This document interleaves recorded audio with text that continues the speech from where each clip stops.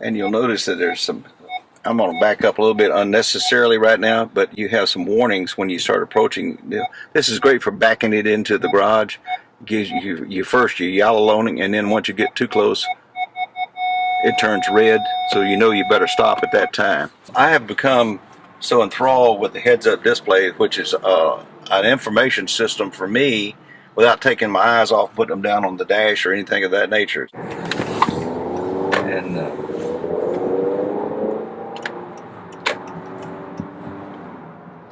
that's part of that lane assist. It will notify you if you try to inadvertently steer out of your lane, for instance, like now. It'll want to come back, and that's normally above about 35, 38 miles an hour when that feature will kick in, but it'll give you a little bit of sensation within the steering column itself that'll say, oh, I shouldn't be doing that.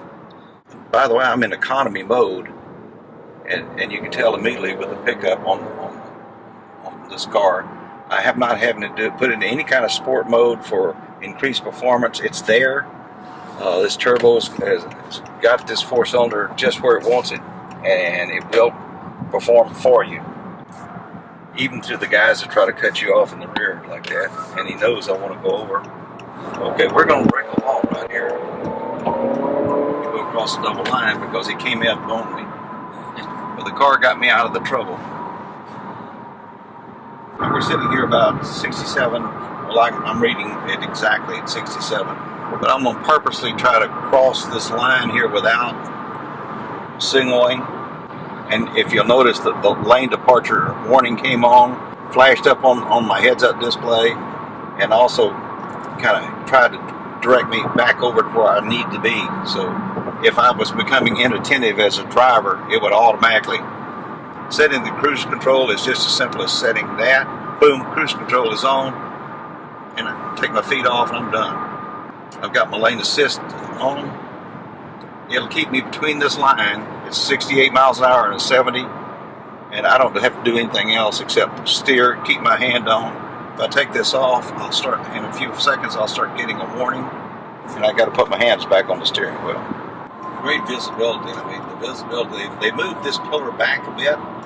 It helps you look out this window, especially if you're going to make a left turn in an urban environment where you have to pay attention to a curb. So by sliding this pillar back, it gives that visibility right down in this area, which is key to me. The Honda engineers have taken some of the problems that we drivers take for granted and taken them out of our control and remind us. Good feature.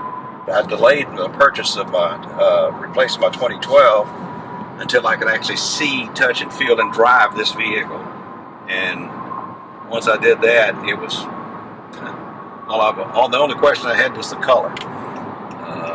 I knew that I wanted all the features that I could afford, and fortunately, Honda is a very economically priced car, so I just got everything they have. And I'm very pleased with the car. Unbelievably pleased with the car. I actually looked at the Acura, I looked at the Audi. I really focused down on the Honda very quickly because it had a design feature that I liked. I liked the front end. It had the product name, it had the Honda name on it for one, and I know from trading in several Hondas in my previous years, the retention of the vehicle, when it comes time to trade it in, the value is there. It doesn't, and it just doesn't go away. So I was able to get top dollar for my trade-in. The disc brakes on this thing really shut this baby down, and I've only had one instance where I was in a convoy of cars on 35 South, which is the worst place in the world to go, but a car switched lanes in front of me, and automatically it started just going down on the speed. Before I could react, the car was reacting. So all I did was just steer and apply the brakes when I could. But like most computers, it's so fast, you don't even realize how quickly it's reacting. Much faster than I can.